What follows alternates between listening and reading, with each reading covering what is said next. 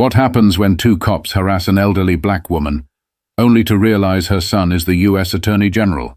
The grocery bags in the passenger seat rustled softly as Evelyn Matthews pulled onto Brentwood Drive, a quiet street lined with well-kept lawns and large two-story homes. She'd lived in Lexington, Kentucky for over 20 years, and this was just another Thursday afternoon, until it wasn't. She first saw them in her rearview mirror. A black and white police cruiser trailing her car, its presence just noticeable enough to stir something deep inside her. At first she dismissed it. Maybe they were just patrolling. Maybe they weren't even looking at her. But then the flash of red and blue lit up behind her. Her fingers tightened around the steering wheel. She wasn't speeding. She hadn't run a stop sign. She wasn't doing anything wrong. Still, she signaled, pulled over to the curb, and put the car in park. Her heart wasn't racing, but there was a familiar tension in her chest. One she'd known all too well growing up in a world where people like her had to be twice as careful. She exhaled and reached for her purse, where her license and registration were tucked inside. But before she could grab them, a sharp knock at her window made her pause. She turned her head slowly, eyes meeting the reflective sunglasses of the officer standing outside her door. Another officer stood behind her car, hand resting near his holster. "License and registration," the first officer said, his voice clipped, impatient. No greeting, no explanation, just those 3 words. Evelyn kept her movements slow and deliberate. She knew the rules, hands visible, no sudden gestures. Nothing that could be misinterpreted. She rolled down the window. "Good afternoon, officers," she said evenly. "May I ask why I'm being pulled over?" The officer shifted his weight. "Your vehicle matches the description of a stolen car. We need to see your ID." Evelyn's eyebrows lifted slightly. A stolen car. A silver sedan. The same one she'd been driving for nearly a decade. Still, she didn't argue. She reached into her purse, retrieved her license and registration, and handed them over. The officer snatched them, barely glancing before walking back toward his cruiser. The second officer lingered. He peered into the back seat, scanning the bags of groceries, the neatly folded reusable shopping totes. He didn't say a word, but Evelyn could feel the weight of his gaze. She knew what he was thinking. She knew what kind of assumptions were running through his mind. But she stayed calm, because this wasn't new. But something about today felt different. Evelyn sat still, hands resting on the steering wheel, watching the officer in the side mirror as he walked back to his cruiser with her ID. The second officer still hadn't moved. He was standing just outside her backseat window now, eyes scanning every inch of her car, as if expecting something to magically appear. His fingers drummed lightly against his belt. He wasn't talking, just watching. Evelyn refused to let her posture falter. "Is there a problem, officer?" she asked, her voice smooth but firm. The man didn't answer right away. He took his time, his eyes flicking to her hands, then back to her face, before finally speaking. "Where are you coming from?" She tilted her head slightly. The question wasn't necessary, not for a routine traffic stop, not if they already had her license and registration, but she answered anyway. "Grocery store, just picking up a few things before heading home." He nodded, but there was something about the way he did it, like he didn't believe her. "You live around here?" Evelyn's fingers tapped lightly against the steering wheel. "I do." "Where at?" She let out a slow breath.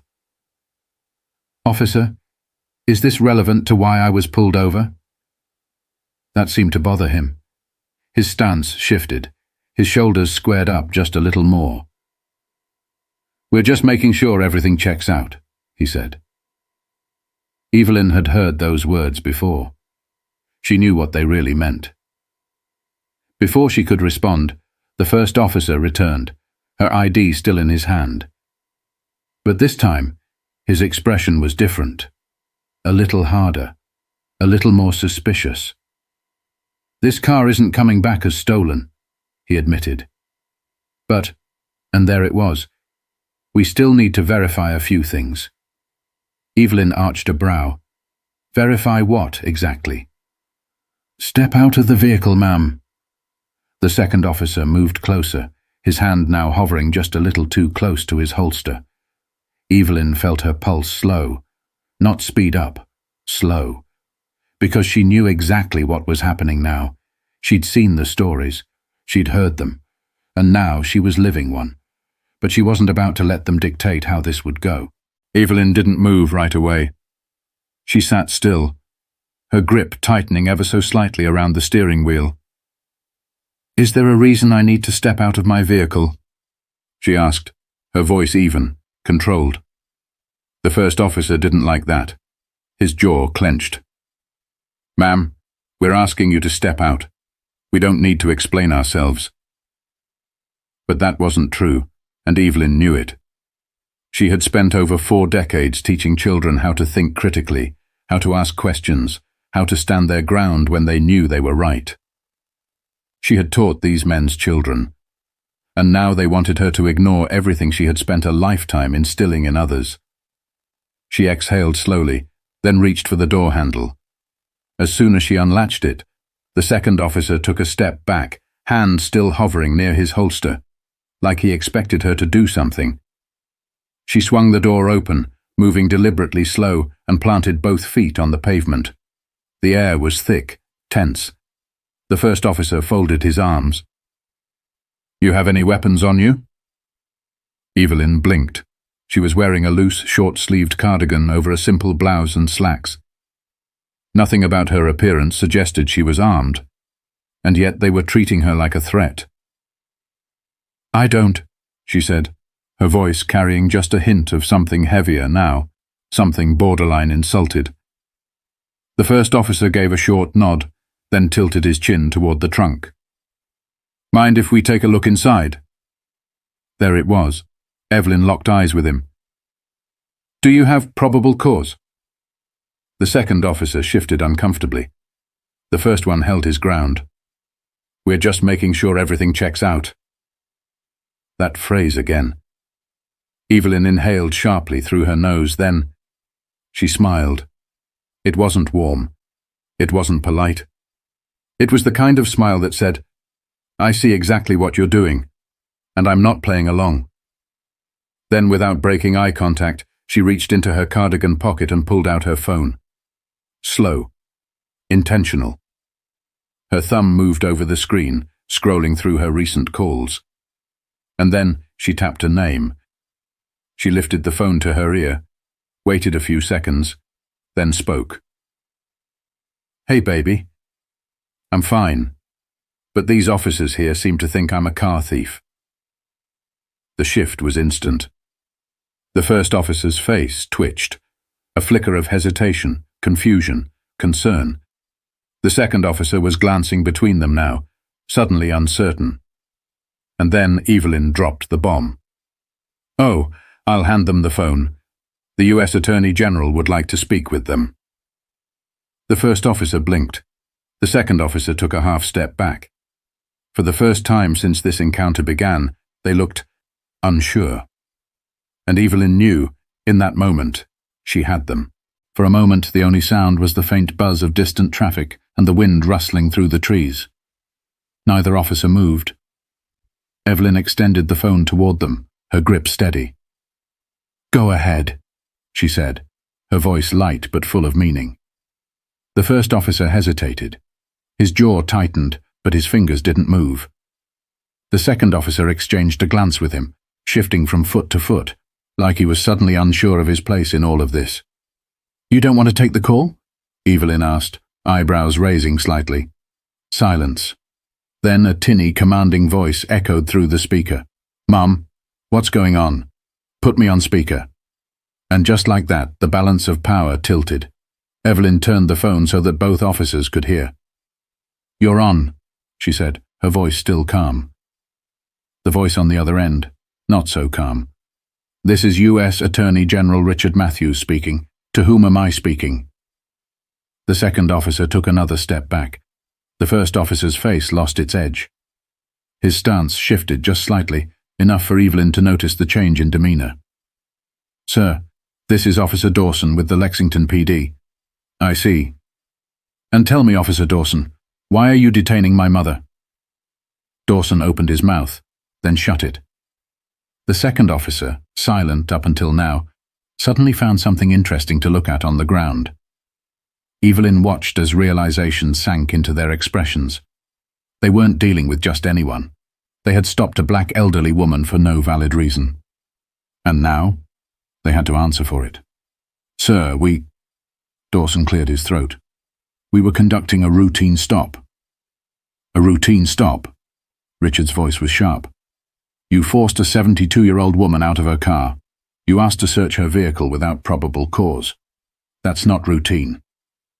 Neither officer had an answer for that. And Evelyn? She just waited, because she already knew how this would play out. They would backtrack. They always did. Officer Dawson cleared his throat again, his confidence draining with every second of silence. "We may have overstepped," he said finally, though the words sounded forced. Evelyn didn't flinch, didn't even blink. She had taught middle school boys with more conviction than this man. The second officer, still avoiding eye contact, shifted his stance. "Ma'am, we were just doing our jobs." Evelyn tilted her head slightly, her expression unreadable. "No," she said simply. "You weren't." Dawson inhaled sharply through his nose, but before he could try to defend himself, Richard's voice cut through again. "I want your badge numbers. Both of you." Evelyn watched as Dawson visibly hesitated. He didn't want to do it. He thought he could smooth this over, brush it off. But now, the game had changed. Slowly he pulled out his notepad, scribbled something down, and handed the piece of paper to Evelyn. The second officer followed suit, though his hands shook slightly. Evelyn took the paper and folded it neatly, slipping it into her pocket without looking. Richard spoke again. "You'll be hearing from Internal Affairs, and trust me, this will not be forgotten." Silence. For the first time since this whole thing started, neither officer had anything left to say. Evelyn inhaled deeply, then turned back to her car. She didn't rush. She didn't stumble. She moved with the same grace and poise she always had, because they had tried to strip that from her, and they failed. She slid into her seat, shut the door, and rolled up the window. Dawson stepped back as if he had just realized she wasn't some fragile old woman. She was power. The second officer, still avoiding her gaze, shifted awkwardly as they both started back toward their cruiser. Evelyn placed both hands on the steering wheel again, steady, composed. She pulled away from the curb, her back straight, her chin high. But she knew this wasn't over. Because the real issue wasn't who her son was. The real issue was that she had to make that call in the first place. The ride home was silent, but Evelyn's mind was anything but. She should have been thinking about dinner, about the book she'd been reading, about whether she remembered to buy the right kind of tea. Instead, she replayed the last 30 minutes in her head. How quickly things escalated. How familiar it all felt. How different it could have gone if she were someone else. Her son's name had saved her. But what about the ones who didn't have that safety net? What about the ones who never made it home? She turned onto her street, slowing as she pulled into her driveway. The house she had lived in for 20 years, the one she had worked hard for, looked the same as it always did. And yet, it didn't feel the same anymore. She parked, turned off the engine, and just sat there. For a moment she let herself feel it. The frustration, the exhaustion, the disgust at the fact that even at 72 she still had to prove she belonged. Then she exhaled and opened the door. because she wasn't going to let two men with badges steal anything more from her than they already had. As she stepped inside, her phone buzzed. A text from Richard. "You okay?" Evelyn stared at the screen for a second before typing back. "I will be." She set the phone down on the counter, shook off the weight of the day, and reached for the kettle. Because if she had learned anything in her 72 years, it was this. The world wasn't fair, justice wasn't guaranteed, and dignity was something you had to fight to keep.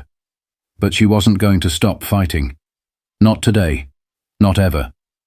This happens too often to people who don't have the right connections, the right titles, the right names. Evelyn had a way out, but what if she didn't? How many stories have ended differently? How many voices have been silenced?